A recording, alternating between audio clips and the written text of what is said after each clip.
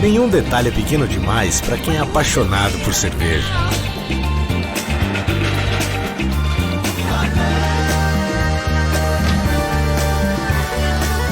Isso é qualidade artesanal.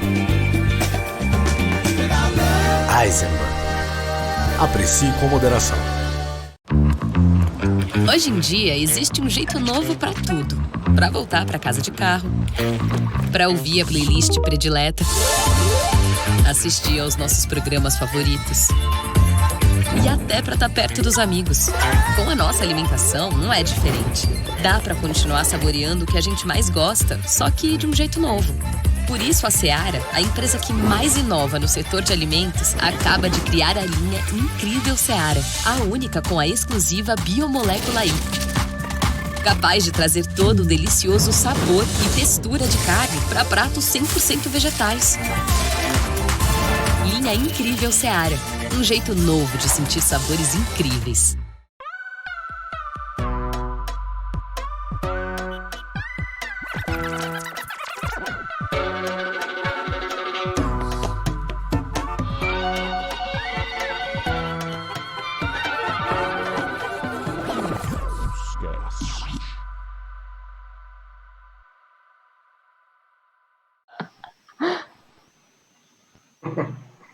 Ufa! Olá, pessoal! Eu sou Michel Alcoforado, antropólogo, pesquisador, líder de excursão também, tipo aquelas excursões que tinha para Disney antigamente. Eu agora venho fazendo excursões nesse mundo dos podcasts. Já venho aqui avisar que nós estamos preparados para debutar.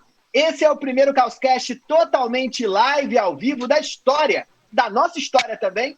E eu queria fazer aqui um convite de boas-vindas a todos vocês que estão entrando de cabeça nesse espaço de fritação de ideias, onde a gente está sempre discutindo e refletindo sobre coisas que têm feito a nossa cabeça. Primeiramente, não posso deixar aqui de seguir os agradecimentos e fazer um grande muito obrigado ao pessoal do TAB, do OTAB.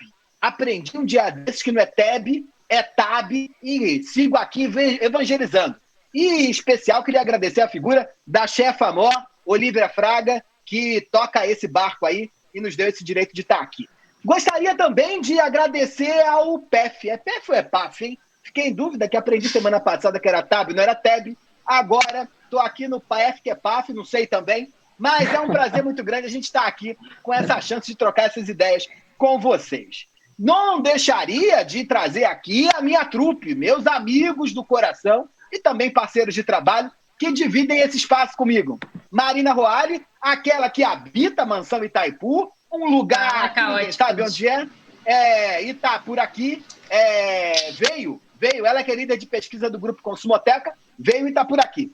Rebeca de Moraes, que é jornalista, psicanalista, tropicaliza tendências como ninguém, também veio para trocar ideia com a gente, com todo esse olhar do amanhã. Tiago Faria, que além de um grande esteta, a gente já repara pelo fundo, pensado para essa live, é também especialista em imagens e antropologia visual e lidera também lá junto com a gente boa parte das análises que a gente faz dentro do Grupo Consumoteca. Olha, salve, diante de um momento tão especial como esse, a gente não tinha como deixar de trazer algo que é nosso, que toca aqui dentro do nosso coraçãozinho. Nós, eu e minha trupe aqui, meus amigos, estamos envelhecendo. E a gente não está se acostumando muito bem com essa ideia, não. Né? Eu acordei de manhã com uma dor na lombar, minha mãe perguntou se eu estava meio torto, o que era. Eu disse a idade. E a verdade que está muito claro aqui é que milênios estão envelhecendo. Os antigos jovenzinhos de meses atrás, não sei se foi o vírus ou se foi o tempo, estão começando a sentir dores. A ressaca já está batendo de um jeito que a gente precisa de 3 dias para recuperar do drink que tomou no sábado. Estamos aí já chegando no grupo de risco e estamos tendo que nos acostumar com todo esse ciclo de novidades. Quem era novinho, agora está ficando velho e tem os novos novinhos chegando por aí. Já fiz meu skincare, já tomei o remédio da alergia, também da pressão, da lombar e estou aqui preparado para conversar sobre o que é isso, que dor é essa, como é que dá para a gente ser jovem ficando velho e como é que dá para ser um velho também com espírito jovem. Não faço isso sozinho, já disse, trouxe aqui a Rebeca de Moraes, que também, apesar de jovem, e vocês estão vendo aqui, claramente jovem, já é adulta. Rebeca, esse negócio de vida adulta bateu para você como, hein? Ai, Michel, pois é, estamos aqui hoje nesse... bom, fazendo jus ao meu lugar de millennial velha, né? Estamos aqui nesse Quem Sabe Faz ao Vivo, né? Millennials velhos entenderão. mas eu gosto de envelhecer, né, Michel? Eu não compartilho muito da sua sensação. Eu acho que a outra opção é muito pior, né? Mas vou te dizer que eu não me sinto adulta. Eu sei que eu sou adulta, 35 anos, nem tenho nem como fingir que não. Mas agora eu me senti adulta de vez em quando. Eu lembro de algumas situações, assim, eu lembro uma que é muito marcante para mim, foi a primeira vez que eu acordei sozinha na minha casa, peguei minha mala, arrastei até o metrô, fiquei no metrô, do metrô peguei um ônibus, do ônibus peguei um avião e fui parar em outro lugar. Eu lembro que essa coisa de viajar, de acordar e sozinha poder escolher viajar, ir para algum lugar e ir para um lugar diferente, eu lembro que foi, tá legal, acho que é isso, então, sou adulta, cuido do meu nariz, sabe? Eu decido onde vou, né? Não tem mais a van escolar te levando de um lugar a outro. Parece que, para mim já disse, né? Foi quando travei a coluna, fiquei meio torto, falei, rapaz, agora tem que ir ao hospital, né? Tomar remédio na veia, foi o senso da idade. Mas um outro aqui que, apesar de jovem, esse é jovem no espírito aberto, Tiago Faria, que nas redes sociais é @tiago.godá. Tiago, quando você estava jovenzinho, entrando na faculdade de publicidade, você imaginava que existia esse negócio de podcast, você ia ter um podcast e ainda ia estar no PEF, junto com o TAB, falando sobre isso? Como é que você imaginava para os 30 e poucos, hein? Mas nunca, Michel. Esse é um dos poucos marcos over expectativa do meu balanço milênio. Eu trago muitos rancores, mas essa é uma desavisada alegria.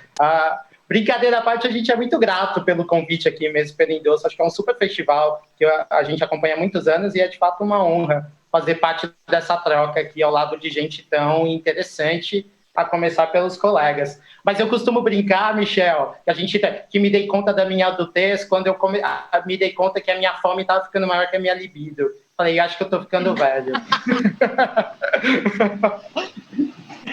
Páreo duro. Olha, eu como vivo sobrepeso, já tenho fome maior que o libido há muito tempo. Marina Roali, que vive na mansão Itaipu, envelheceu com os lobos, né? Não envelheceu com gente, assim como o menino Mogli. Criada na lei da selva. Fala caótico. Você entre a gente aqui é a mais novinha, né? Você já chegou naquela idade que a gente começa a entender pai e mãe? Como é que é pra você? Acho que sim. Eu tô na beira dos 30 aí, que eu achava que ia ser mais aquela coisa do marco. Ai, meu Deus, fazer 30, mas nessa coisa dos pais, eu sinto que quando eu era mais nova, eu olhava para os meus pais, eu tinha um senso de que eles sempre sabiam o que estavam fazendo ou de que eles não tinham medo, sabe? Aquela coisa, assim, meu pai tá aqui, minha mãe tá aqui, eles sabem o que é certo, eles sabem o que vai acontecer. A gente olhava para os pais e tinha essa sensação. E a gente vai crescendo e vai entendendo que eles não sabiam nada, né? Eles agem como se soubessem. E a gente vai descobrindo, eu lembro que eu ia pensando, com que idade eu fico igual aos meus pais, que eu sei o que eu tô fazendo? Que eu achava que isso viria lá nos 18, não veio. Vinha nos 20 e pouco, não veio. Vem depois do 25, que aí sim passou do 20 e pouco, não veio. fico na espera de que vai ser depois dos 30, assim, por favor, depois vocês me digam, porque eu acho que depois dos 30 eu vou saber o que eu tô fazendo de verdade, para onde eu vou, e não vou ter medo de nada. Eu sempre digo que 30 é um marco, começa tudo a cair, a bochecha é a primeira coisa que cai, você sente dores, você já não acorda bem. A dor eu já sinto, então. Lombar já tem problema então já. Então se prepara, que dor que você vai sentir depois dos 30. Mas como diria a Rebeca, nós não temos escolha, essa é a melhor opção, precisamos acostumar melhor com isso. E vamos pensar então aqui, esse processo de adultez ou de envelhecimento a partir do ponto de vista das gerações. Geração é um negócio que está todo mundo pesquisando, mas lá no Grupo Consumoteca a gente pesquisa já há muito tempo. E tem uma coisa que está ficando mais claro do que nunca, é que os milênios estão envelhecendo. E muitas marcas, né? Tem muita gente que ainda toma o pessoal que nasceu ali nos anos 80, começo dos anos 90, como os novinhos.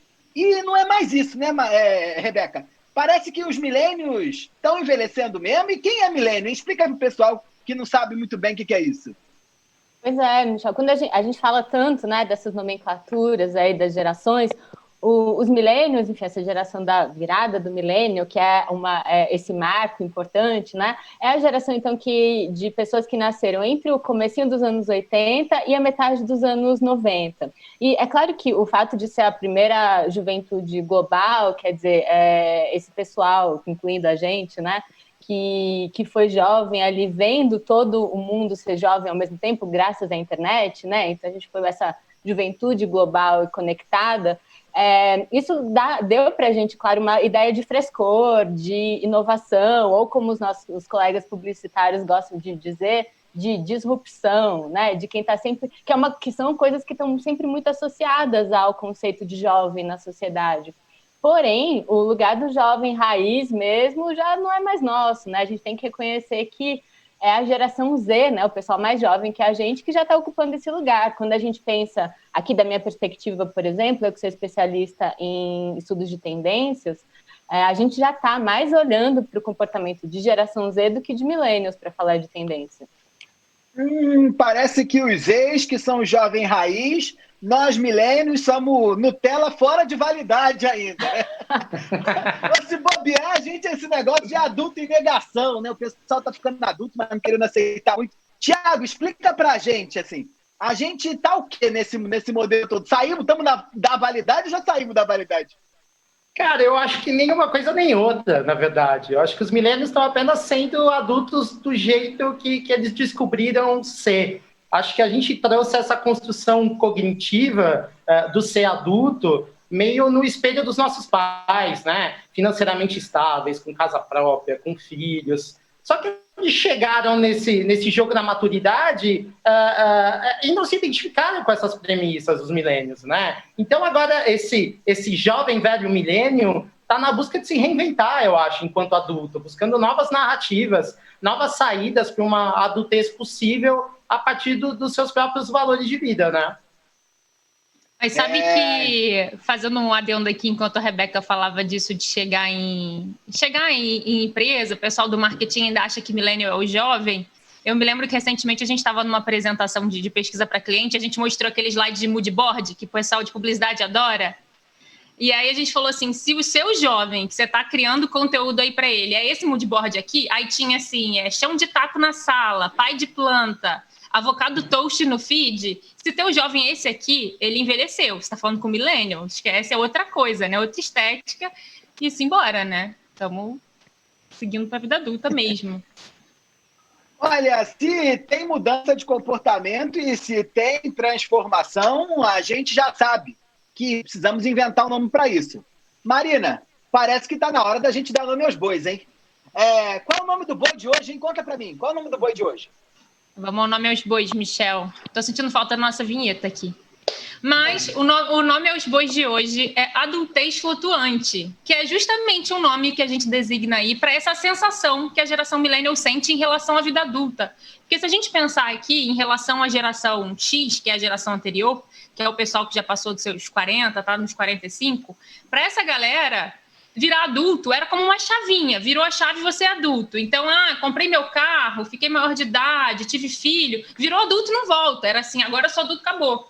O millennial, ele tá quase numa síndrome do impostor do que é ser adulto, que ele fala, virei adulto ou não virei? Porque ele tem momentos de adulteza, assim. A gente paga um boleto, opa, sou adulto. Minha planta morreu, fala, meu Deus, não sou adulto. Como é que eu vou ter um filho se eu não cuido da planta?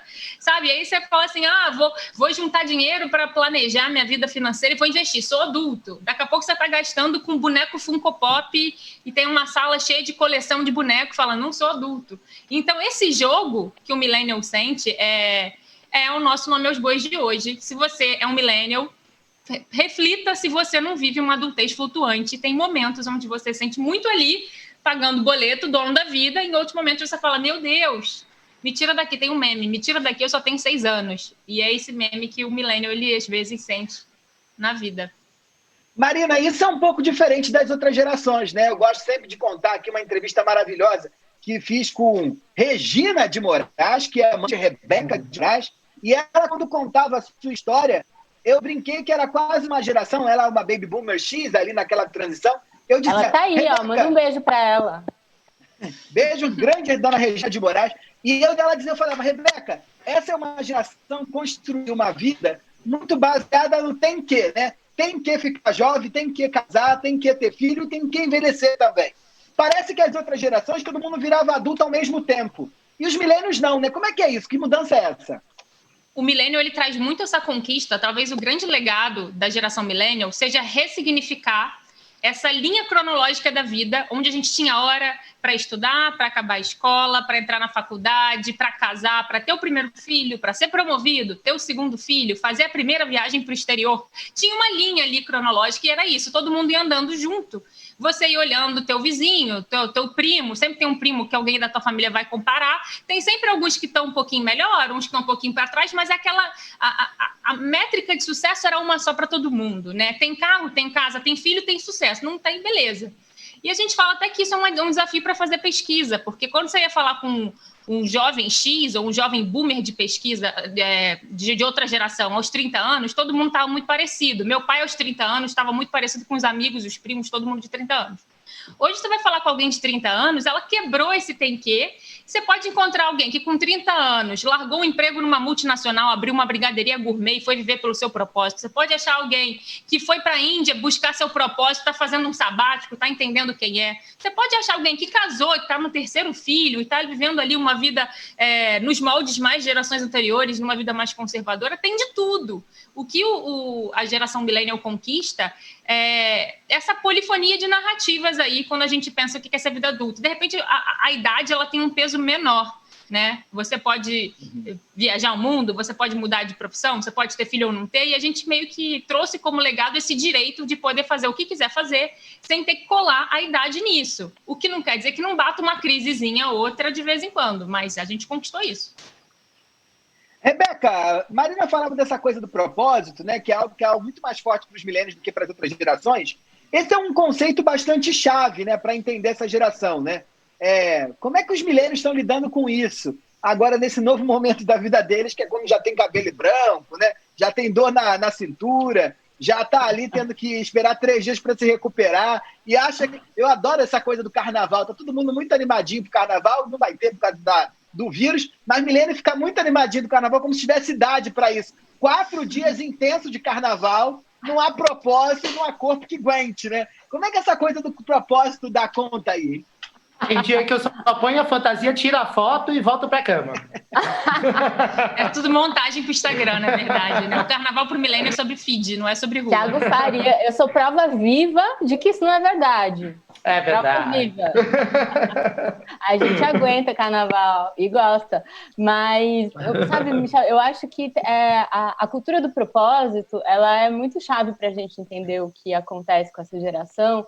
E é um pouco do que a Marina dizia, né? Eu acho que é justamente por conta do propósito que a gente vai entendendo aí que a gente pode fazer percursos diferentes dos nossos pais, né? E é um pouco também do que eu falava. Acho que a ideia de a gente ter crescido num ambiente global, com muito mais acesso à informação, com acesso a muitas narrativas e possibilidades de narrativas sobre a própria vida. E é claro que eu estou falando dentro de um recorte de bastante privilégio, inclusive, né? Quando a gente fala de possibilidade de escolha num país como o Brasil, obviamente, a gente está falando de privilégio, mas foi diante dessas possibilidades, com mais acesso à informação, a gente teve também acesso a mais possibilidades de vida diferente dos nossos pais. E aí se monta essa ideia de cultura do propósito, que então eu posso, quer dizer que o meu trabalho não precisa ser só um trabalho, ele pode ter um significado que tem a ver com a minha vida, o jeito que eu vou me casar pode ser um jeito que faça mais sentido para mim, com as coisas que eu acredito. Então, a cultura do propósito ela passa a permear todas as escolhas das pessoas dessa geração. Então, é um conceito muito importante para a gente entender o que acontece aí. E olha, essa coisa de propósito, de lidar com a vida adulta, né? A gente ficou bem intrigado com esse assunto, caiu dentro do campo, foi entrevistar a gente, fazer pesquisa, pesquisa quantitativa no Brasil inteiro, com gente de todo tipo, de todas as gerações, para entender um pouquinho como eles estavam lidando com essa coisa da adultez. Marina Roale, fomos lá, perguntamos, vimos e vencemos. Me diz, hein, o povo lidou de um jeito diferente com esse negócio aí do adultez ao longo do tempo? Lidou, Michel. A gente fez uma bateria de perguntas aí, Brasil todo, classe ABC, pegando aí de 16 a 60 anos, que vai da geração Z ao Boomer, para entender o que afinal é ser adulto para as pessoas. E aí a gente usou ali um método onde a gente vai colocando várias palavras mais positivas, mais negativas, mais neutras, e vai entendendo para você. Tinham que votar 3 palavras, o que define a vida adulta. E aí tem um top 3 aí do ranking do que é ser adulto, que vamos ver se a galera aí concorda, que é, em primeiro lugar, disparado, responsabilidade. Porque ser adulto é ser responsável pelas coisas. Segundo lugar, maturidade. E terceiro lugar, autoconhecimento. Né? Então, a gente já vê que, no fim das contas, que é a coisa que o millennial faz muito, que é a fetichização do boleto, que a gente tem um pouco, né? Que é essa coisa do... O boleto, ele é um pouco a cristalização dessa responsabilidade na vida do jovem millennial, né? Eu pago boleto, eu sou responsável por alguma coisa. O boleto é um negócio importantíssimo, né? Eu também fui tendo... Eu me lembro que uma vez... Fazer o quê, né? Bom, é importante. Você entende que só você pode pagar, que está no teu nome, que é só o teu CPF que está em jogo. Se não der paga certo, sozinho. o gerente vai ligar para você, né? E, tipo, se der merda muito sério, o cara vai ligar para tua casa e aí tu vai ter que explicar para teu pai, para tua mãe que tu tá devendo. Então, boletos eu acho que são importantíssimos. Agora, eu me dei conta também dessa coisa da responsabilidade, que só eu podia lidar com isso, quando deu um vazamento no banheiro lá de casa. Sabe assim, eu olhei para aquele vazamento e falei assim, não dá para ligar para ninguém, só eu posso resolver esse negócio. Essa coisa dos boletos, da preocupação com a grana, ou de coisas ali que a gente tenta resistir, a não aceitar, para não marcar que a gente está sendo adulto, é um ponto importante da nossa construção da adultez. Ti, você que também caiu dentro dessa pesquisa, entendeu um pouco melhor dessa preocupação dos milênios com grana, né? Ou da falta delas. Como é que isso explica essa resistência da gente ser adulto, hein? Michel, eu acho francamente que o millennial caiu numa cilada de acreditar que a possibilidade de escolha significava liberdade.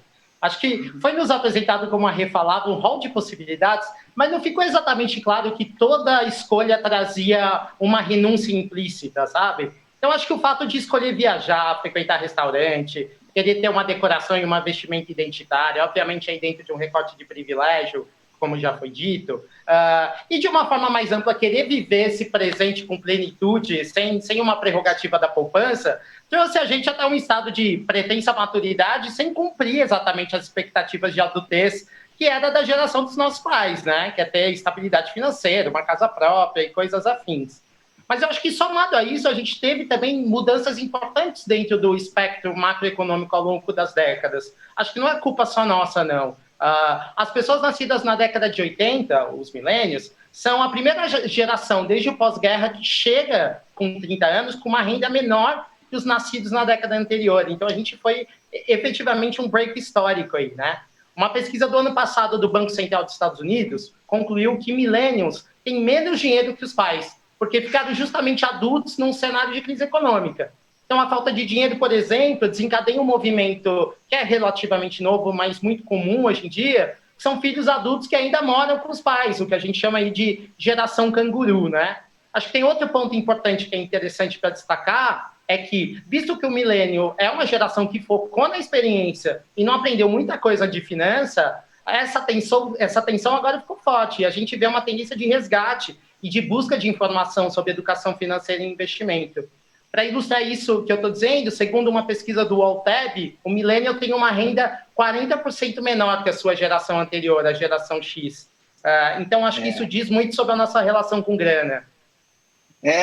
Muito bom, muito bom. Olha só, para fazer uma pequena correção aqui, não é TEB, é TAB, não é TAB, é TEF. Desculpa. Ai, meu Deus, eu vou perder o emprego. Michel, posso só complementar aí? Eu acho que isso que o Thiago menciona sobre privilégio ele é muito importante também, porque a gente brinca aqui e acho que tem sempre que trazer esse recorte. E quando a gente fez aquelas perguntas que eu mencionei, de responsabilidade, maturidade, autoconhecimento, também deu para ver ali um diferencial de classe quando a gente fala de tudo isso. A primeira palavra mais votada, que foi responsabilidade, quando a gente olha por classe, né, filtra ali só quem é de cada classe que respondeu, a classe C respondeu muito mais responsabilidade do que a classe A, né? 87% da classe C votou em responsabilidade versus 63% na classe A. E, em contrapartida, a classe A votou muito mais em liberdade e propósito, né? Que a gente vai entendendo que ter um propósito na geração millennial também é ter privilégio, né? Porque não é todo mundo que pode acordar e falar, meu Deus, qual é o meu sentido de vida no trabalho? O que eu vou ser? Tem gente que não tem essa escolha, vai seguindo, vai pagando boleto. E isso tudo aí que ele fala, da gente não acumula dinheiro porque está valorizando experiência, né? E aí vai ficar buscando propósito, experiência, esquece de comprar carro, apartamento e vai gastando. Não sei como é que vai ficar aí os herdeiros dos milênios, mas ninguém vai ter nada. Então não se reproduza, né? Que aí não tem problema com isso. Mas seja responsável. Vamos aqui chegando nessa questão que, apesar de menos grana, os milênios mantêm um padrão estético, né? Eles não fazem república, eles moram em co-living, né? Eles não moram em pensão, eles alugam quartos. É uma gente... Agora está super na moda aí na região da Rebeca, Santa Cecília, essa coisa de aluguel de quarto mega hipster, moderno, chique, que nada mais é do que uma pensão gourmetizada, mas essa coisa, né, de lidar ali com uma expectativa e com uma realidade, ou com uma quebra constante dessa relação da expectativa e da realidade, é algo que importa na geração dos milênios e, ao longo da passagem do tempo, vão se tornando cada vez mais frequentes. Eu acho que o Instagram é um pouco disso, né? A gente trabalha, de certa forma, a expectativa dos outros sobre as nossas vidas, mas quem vive aí no Real sabe bem que a realidade é dura. Mas, vamos aqui, Rebeca, essa questão do expectativa e realidade é importante nesse momento da fase adulta para os milênios, né? Pois é, Michel, sabe que nas últimas pesquisas que a gente fez lá no Grupo Consumoteca, em uma pesquisa recente, a gente perguntava para millennials o que eles imaginavam que teriam feito ou que teriam conquistado na idade que tem agora e não conquistaram ainda. E a resposta foi, 47% disse que imaginava que teria uma casa própria, 46% imaginavam que teriam uma carreira consolidada e 42% imaginavam que iam estar casados. Parece que essa crise dos 30 é uma crise dos 30 um pouco diferente aí, né?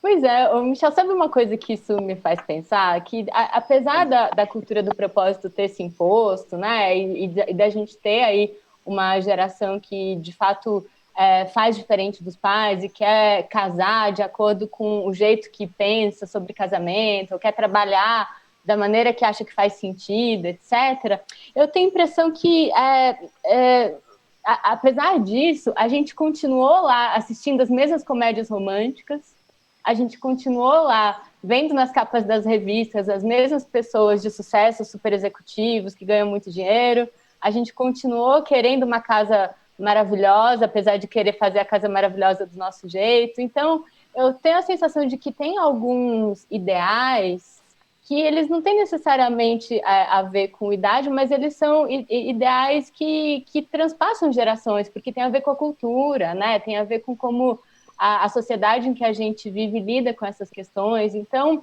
eu acho que aí fica uma crise mesmo, né? Que você quer ter um relacionamento do seu jeito, tá? Mas no fundo você ainda tem ali um ideal de um casamento lindo, maravilhoso, da comédia romântica.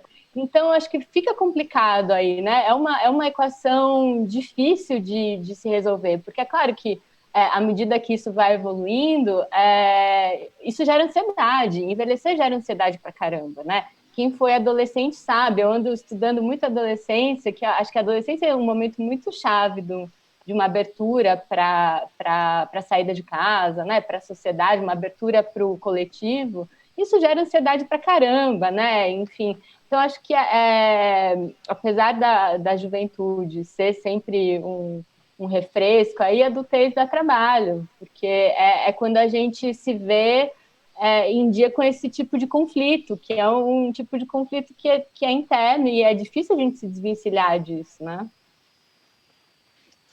Olha, para a gente sair desse negócio do decadência com decadência e entrar no decadência avec elegância, Marina Roali, traz aí uma coisa positiva desse troço, desse adultez flutuante que tu inventou.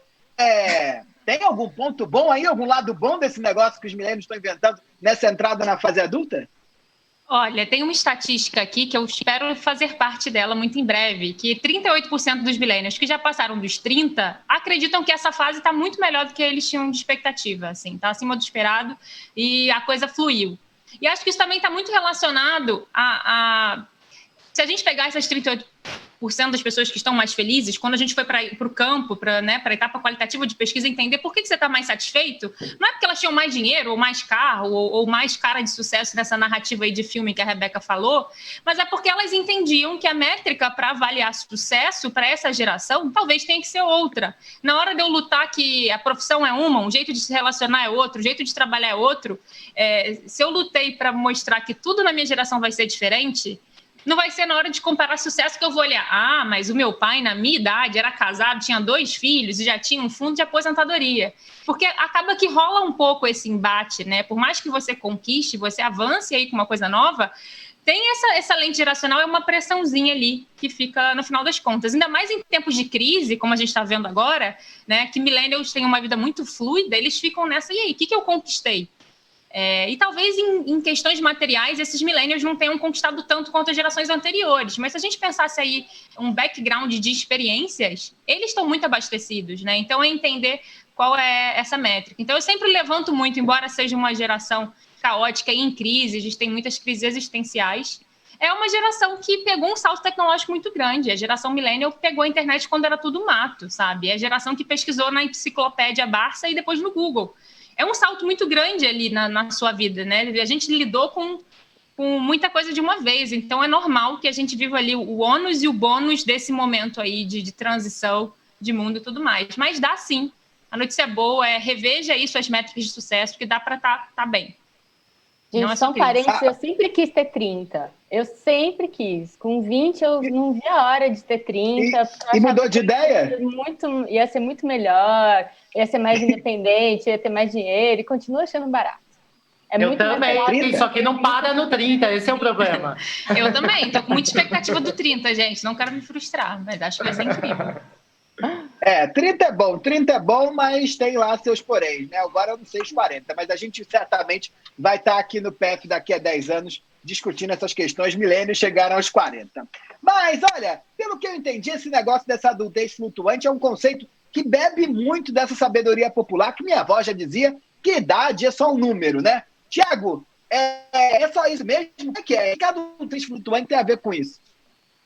Me parece que sim, Michel. Acho que o milênio ganhou essa liberdade de uma certa anarquia cronológica, né? Acho que a idade tende a limitar menos os nossos desejos e as nossas vontades. As pessoas têm cada vez menos apego ao que a idade, em tese, possa representar. E eu acho isso uma conquista importante.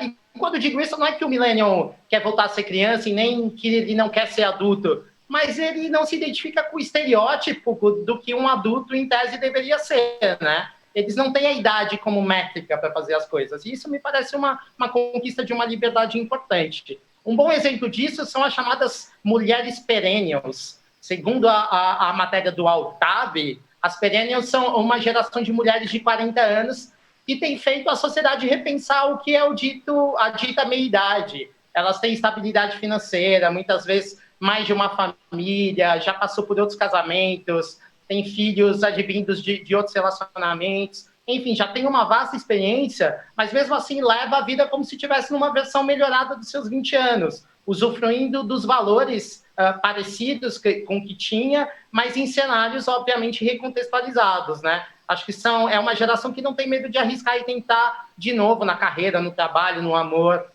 Simbolicamente, inclusive, essa geração é chamada de ageless, né? Que na tradução é o sem idade. Então, acho que isso é um ganho. Eu não sei se tua pronúncia de ageless passou pelo crivo de Rebeca de Moraes, que é a grande avaliadora aqui das pronúncias. Desculpa nesse qualquer podcast. coisa, pessoal. Mas, de certa forma, eu sempre brinco que toda vez que a gente não entende um assunto muito bem, ou que a gente sabe desse assunto, mas ele é tão complexo que sozinhos aqui não damos conta, a gente traz um convidado. Dessa vez, estamos chique, hein? Parece que gastaram aí um tempo e um dinheiro, hein? Trouxeram dessa vez a grande psicanalista Maria Homem, autora de livros, sozinha, acompanhada, está sempre nas mídias sociais, dando cursos, e ela veio aqui dar um recado para a gente. Vamos dar uma olhada. Oi, eu sou Maria Homem e eu queria hoje falar com vocês sobre esse conceito tão peculiar de millennial, né? E ver que interessante essa mística do milênio, como é que ela atravessa realmente milênios. E a gente já teve todas as teorias milenaristas, né? O ano 1000 foi muito importante, inventou um grande apocalipse.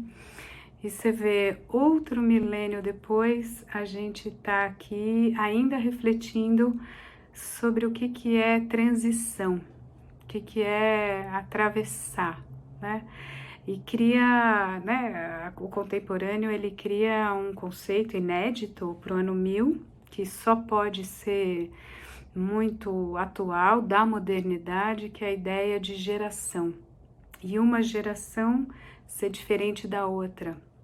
E ela, enfim, como nossos pais, né? Tem aquela música da Elis, e ela vai dizer dessa ambiguidade, como a gente quer ser moderno e diferente dos nossos pais e ao mesmo tempo como a gente repete, né? Mas acho que hoje a gente quer falar de algo específico dessa geração, desse recorte de espírito subjetivo e social, né? Do que se convencionou recortar como um ser jovem adulto, né, por volta da virada do milênio. Então, como é ficar um sujeito pleno, formado de direito, quando a gente cruza 2000? Parece que o maior sintoma é justamente não querer crescer.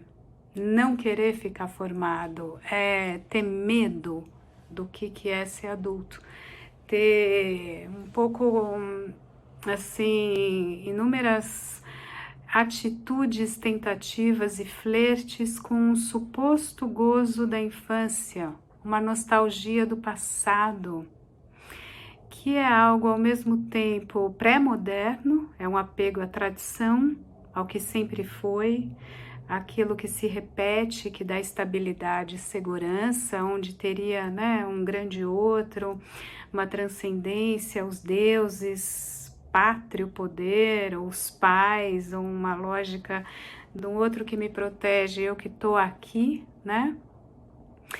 O lugar do infantil, em última instância.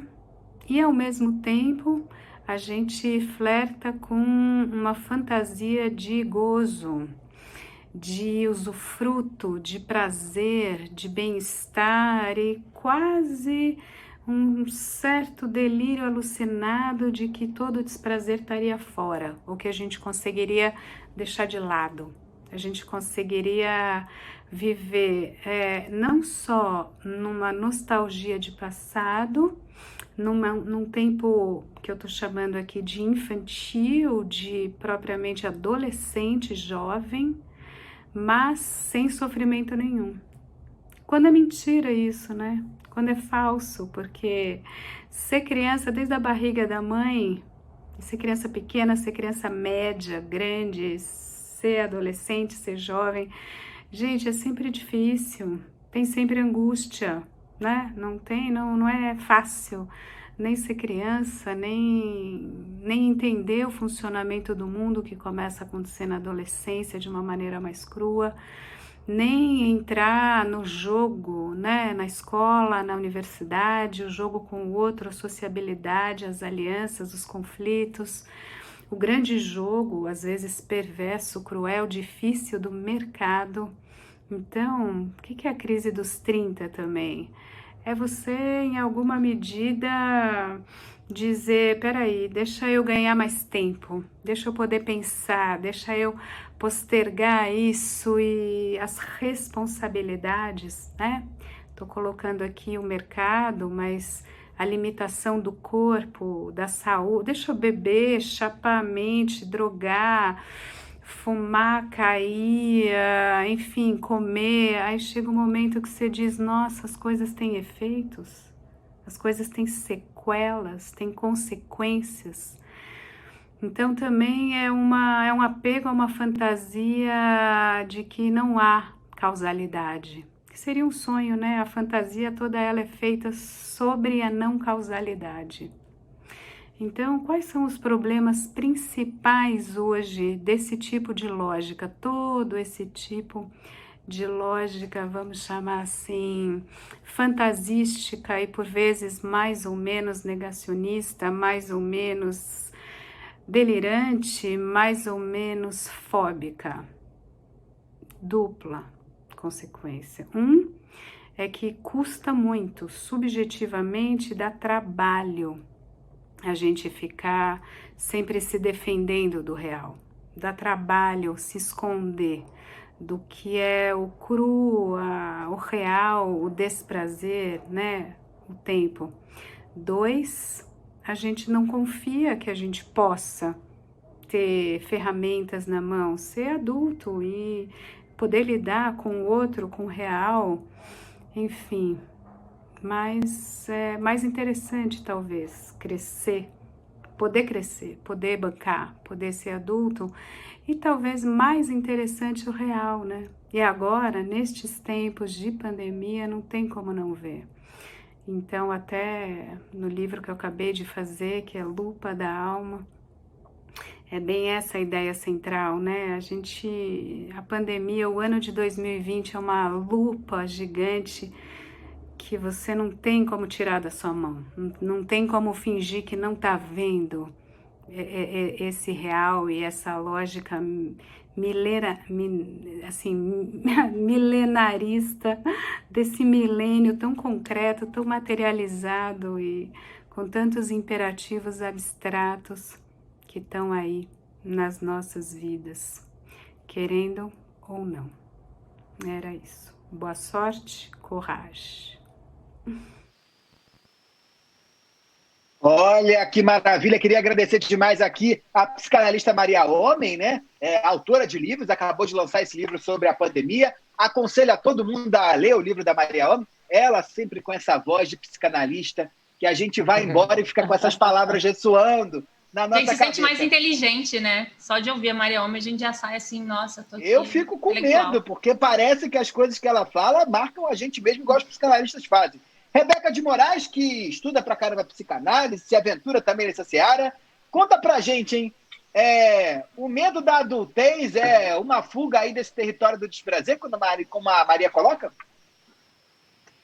Pois é, eu acho que sim. Eu gosto muito quando a Maria fala sobre como dessa dificuldade de ser adulto, né? Ser adulto é lidar com a ideia de incompletude, né? Que é uma ilusão, que é um sonho, né? Que a gente carrega, né? Então, quer dizer, poder incluir as falhas, poder incluir que não vai ser perfeito, que não vai ser bom o tempo todo, incluir o sofrimento é muito difícil e é importante para a fase adulta, né? E a Maria até fala, e eu concordo muito, que enfrentar isso pode ser muito bom, a gente pode ter muitos ganhos quando a gente decide encarar isso de frente, ao invés de negar a ideia da adultez, né? Acho que tem ganhos muito profundos quando a gente encara essa realidade. Porém, acho que é muito difícil, principalmente numa sociedade como a nossa de hoje, em que a gente liga as redes sociais, tá todo mundo falando que o negócio tá pleno, né? Tô plena, esse meme, né? Ou que tá tudo lindo, sem furo, né? Sem defeitos. Eu acho que é um exercício, não à toa é um exercício muito difícil para essa geração, e não à toa a gente está falando das dificuldades disso. Eu acho que a gente tem um contexto aí de internet, de redes sociais, que torna muito complicada essa missão que a Maria Homem fala, que é a jornada de uma vida, né? Não é de quem tem 30, mas é de quem tem 40, 50, 60. É muito bom isso, Rebeca. E eu acho que a Maria Homem já deu aqui quase um caminho final aqui para o nosso debate, para a nossa conversa, né? Eu acho que já está na hora ali para a gente entrar na dica de ouro. Rebeca, vou seguindo contigo ainda. Tem alguma dica de ouro aí, que são aqueles momentos onde a gente para aqui no Galcast para trazer um outro olhar, dar algum caminho para quem está querendo se interessar ainda mais por esse tema? Pois é, acho que a gente tem que lembrar que, apesar da geração millennial não ser mais a geração de jovens, não é mais para quem a gente olha quando está falando de tendência, é a geração que é a maior parte da força de trabalho, metade da força de trabalho atualmente no mundo. Então, a gente não pode deixar de pensar neles como os grandes consumidores do momento, e que é uma geração que tem um foco muito importante no lifestyle. Então, ter um novo iPhone para essa geração é tão importante quanto ter um plano de saúde, por mais estranho e controverso que seja, né? Então, para entrar na rotina de compras desse público, as marcas precisam ter mais do que bons produtos, mas precisam ter certeza de que elas estão falando com esse lifestyle. E outra coisa importante é que essa geração acredita que as marcas têm que servir de exemplo e guiar uma mudança positiva no mundo, né? Então, a gente precisa cada vez mais de empresas que deem conta de mostrar para os consumidores que elas estão preocupadas, estão olhando para o que está acontecendo no mundo. E a gente tem várias pesquisas que mostram isso, e a gente tem visto, por exemplo, durante a pandemia, marcas como Ambev, Magalu, Itaú, crescendo no sentido de mostrar para as pessoas, para esses clientes, o que elas estão fazendo pelo mundo. Tem estudos que apontam isso, né? Um estudo específico da Chroma Insights fala de um crescimento de 12% da Ambev, 9% do Magalu nesse sentido. Que estão falando com essa geração que está cada vez mais cobrando um retorno aí da sociedade, das empresas para a sociedade. O propósito é importante, essa é a mensagem. É isso aí, já estamos aqui caminhando para o final, para chegar num dos momentos mais esperados desse podcast, que é quando vocês, que são gente inteligente, que falam línguas, andam pelo mundo, trazem as dicas e mais dicas ainda sobre os temas que a gente já vem pesquisando. Tá na hora do Joga na Roda.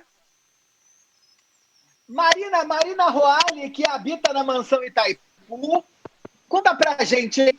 Que trazes, hein, de dica, hein, pessoal?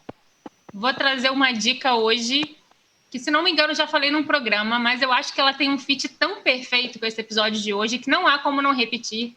Todos aqui, companheiros, sabem que eu sou fã dessa série. Eu vou falar da série Valéria, que está disponível no Netflix, que eu acho que ela ilustra tão bem todos os dilemas da vida millennial. Eu sempre falo que ela é uma atualização do Sex and the City, versão millennial, né? Que é uma série espanhola, são 4 amigas ali que vivem em Madrid, e tem muito essa coisa da síndrome do impostor, do passeio dos 30, não cheguei onde eu queria na minha carreira. Cada personagem ali da série ilustra muito bem alguns desses dilemas aí do famoso envelhecer millennial que a gente tanto falou. Então, é super gostosa, poucos episódios, é para maratonar aí nesse final de ano.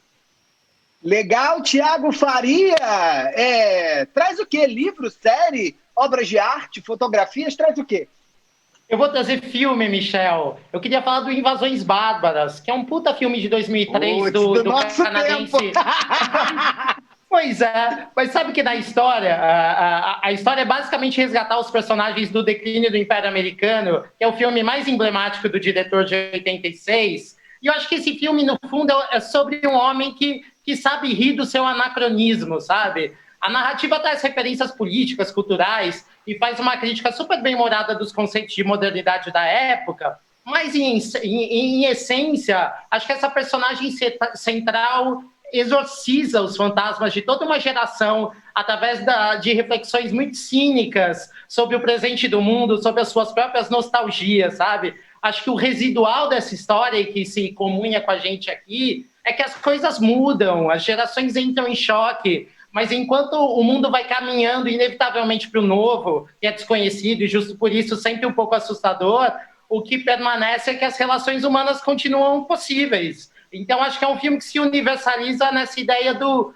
investimento no capital erótico, sabe? De se doar, de estar perto de quem está perto de você. Eu acho que ali no frigir dos ovos, independente dos nossos dramas geracionais, acho que é o balanço derradeiro que sempre dá para fazer frente à qualidade da fibra humana, das relações que a gente desenvolve ao longo da vida, sabe? Acho que universaliza a partir da ideia de que, seja no contexto que for, e a história obviamente modifica as formas de expressão, contornos geracionais se criam, mas no fim das contas, o que nos situa é o outro que dá sentido a esse nosso universo particular, Sim. né? Muito legal. Vinícius Cruz Pinto, que está aqui acompanhando a gente, deve ter mais ou menos a cidade, disse que adora esse filme, é excelente. Os mais novinhos, joguem no Google, que é o melhor caminho para você saber aquilo que você não sabe.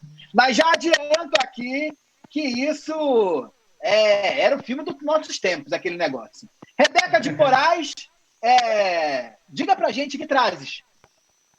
Eu vou indicar um livro. Eu vou indicar o Pós-F, que é o último livro da Fernanda Young. Na verdade, é a única obra de não ficção da Fernanda Young. A Fernanda foi uma voz importante, continua sendo. E nesse livro ela fala um pouco sobre o que é ser homem, o que é ser mulher. Ela levanta discussões que eu acho que são muito importantes para quem é adulto, independente de gênero. Vale muito a pena. A Fernanda é uma voz importante, continua sendo, deixou a gente cedo demais, mas é uma voz muito relevante ainda, recomendo muito. E tem a peça que a Maria Ribeiro acho que continua fazendo desse livro, que também vale muito a pena. Pós-F. Vale super a pena. Eu adorei o livro e adorei a peça também.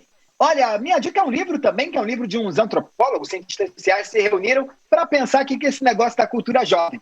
Se chama Culturas Juvenis, o Mapa dos Afetos. É de uma pesquisadora, Maria Isabel de Almeida, e está na Amazon para vender. Entra lá se quiser saber mais o que o antropólogo acha da juventude, acha dos milênios, acha do Z, acha desse desafio que é essa transição do que eu falava Maria Homem. Eu tenho certeza que esse é um ótimo mapa. Agora, diria para vocês que ao vivo recebemos comentários, hein? Recebemos comentários. Diversos comentários nas plataformas. Os 14 ouvintes apareceram? Os 14 ouvintes apareceram de um jeito maravilhoso. A grande Ariana Monteiro, @Ariana Monteiro, disse que ficou feliz demais, porque além das belas vozes, podemos agora acompanhar nossos rostinhos lindos. Sucesso. Ari, beijo. Agradecemos também a fábrica do Botox, que nos garante rostinhos lindos a essa altura do campeonato, né? E o Eric Moreira também, ele disse que viu o Blackbird e por esses tempos agora e achou que a problemática é bastante parecida ali, que deve ser um filme que o pessoal da geração Z deve ter ouvido falar, porque ganhou prêmio aí nos últimos tempos. Vamos começar aqui a fechar os nossos cumprimentos. Estamos chegando no final. Se você gostou, você pode seguir @caos.cast, pode mandar cartinha para e-mail para consumoteca@grupoconsumoteca.com.br e cartinha, Rebeca de Moraes, como andam? Por enquanto, a gente não recomenda ir aos Correios, mas a gente vai adorar receber uma mensagem de voz de vocês lá no @caos.cast no Instagram. Que lindo, que lindo. Mandem voz, mas mandem. A gente se abriu para as mensagens de voz, não sei vocês. Eu tô adorando, pode me mandar. Adorando não estamos, mas estamos aceitando, porque precisamos ser jovens.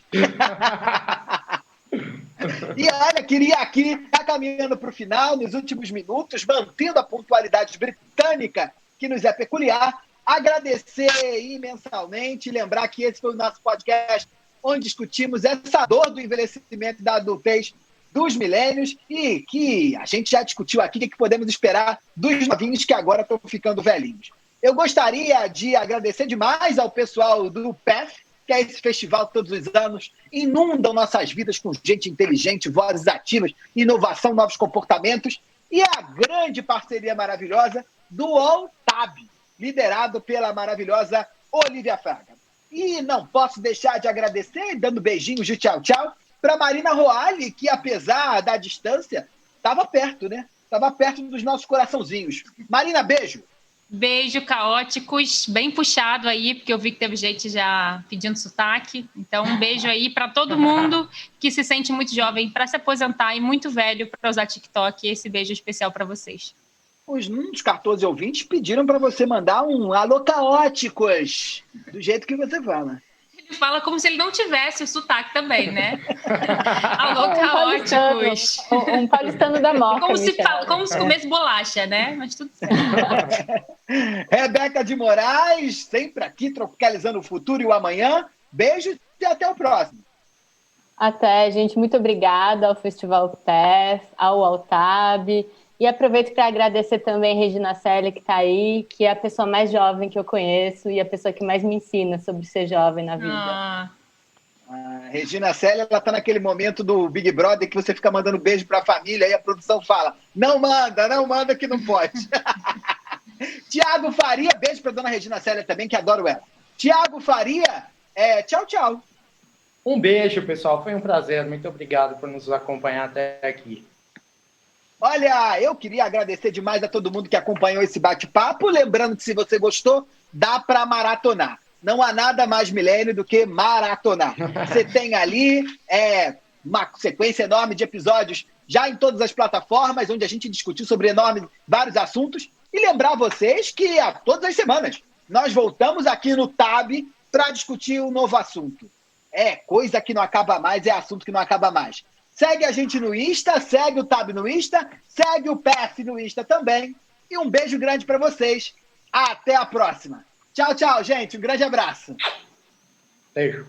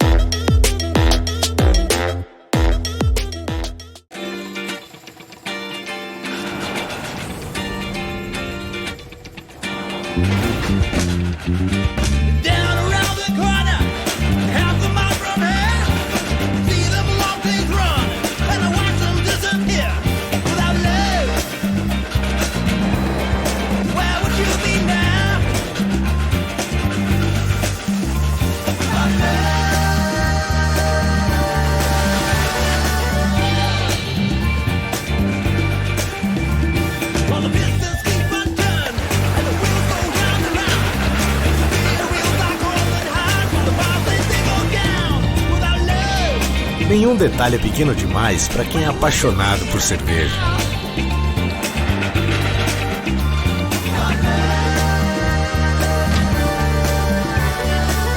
Isso é qualidade artesanal. Eisenbahn. Aprecie com moderação. Hoje em dia, existe um jeito novo para tudo. Para voltar para casa de carro, para ouvir a playlist predileta, assistir aos nossos programas favoritos e até para estar perto dos amigos. Com a nossa alimentação, não é diferente. Dá para continuar saboreando o que a gente mais gosta, só que de um jeito novo. Por isso, a Seara, a empresa que mais inova no setor de alimentos, acaba de criar a linha Incrível Seara, a única com a exclusiva Biomolécula I.